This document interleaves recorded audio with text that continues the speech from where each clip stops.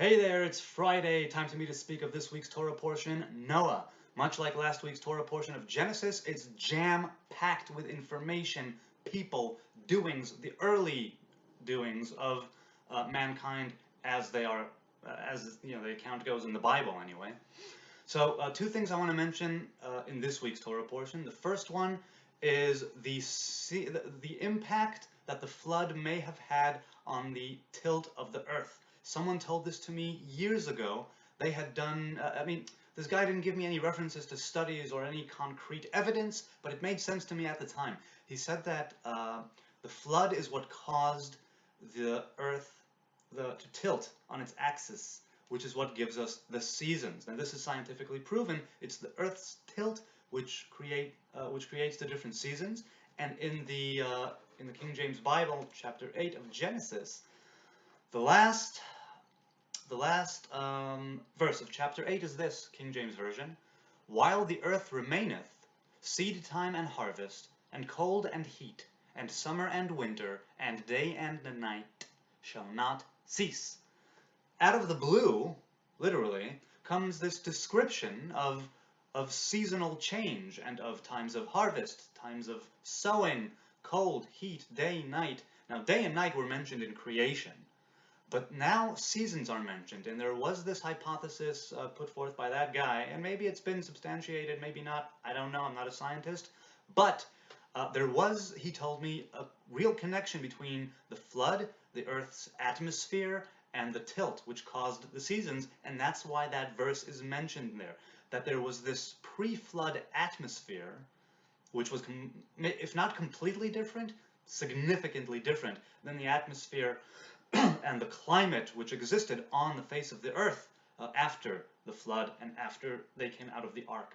The second thing I want to mention about this week's Torah portion is really great. I love the idea. It's the covenant of the rainbow, right? The rainbow is mentioned here for the first time. This is a natural phenomena, and in the Bible it's mentioned as a covenant of memory. This reminder of the rainbow is unique. Here's what the word is. Here's what God says. I do, in chapter 9, King James, "I do set my bow in the cloud, and it shall be for a token of a covenant between me and the earth. And it shall come to pass, when I bring a cloud over the earth, that the bow shall be seen in the cloud. And I will remember my covenant, which is between me and you and every living creature of all flesh. And the waters shall no more become a flood to destroy all flesh."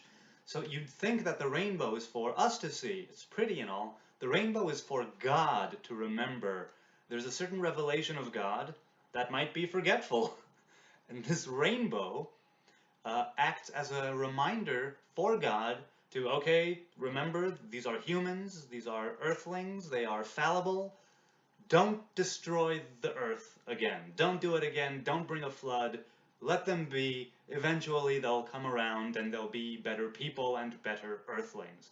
Now, why is the rainbow chosen? I'll try and be very brief. I can go on for hours on this. I'll try and be brief. I feel the rainbow is chosen because it's a natural phenomenon where light is broken. It's shattered light. That's what it is. When a beam of light goes through a raindrop or a prism or something else of that nature, the light is broken and the colors are manifested. So God's divine light that shines from, right, God, whatever his nature may be, the light that shines from him is, let's say for the sake of argument, white and pure, right? Pure light. But by the time it hits the physical realm, and by the time it gets to earth, and by the time it's manifested through the actions and ideas and thoughts of and verbalizations of people, it's fractured, it's shattered, it's broken. It's not the same as it once was, right? It's a rainbow.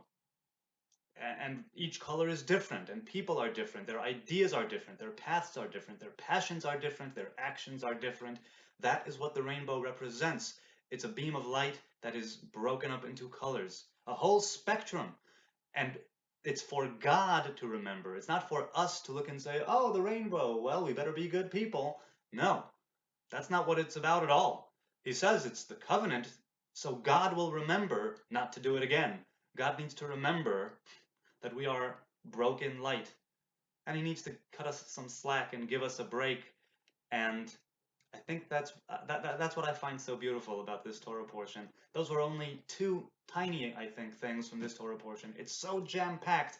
I could talk about it for hours. I really could. Let's have a wonderful weekend.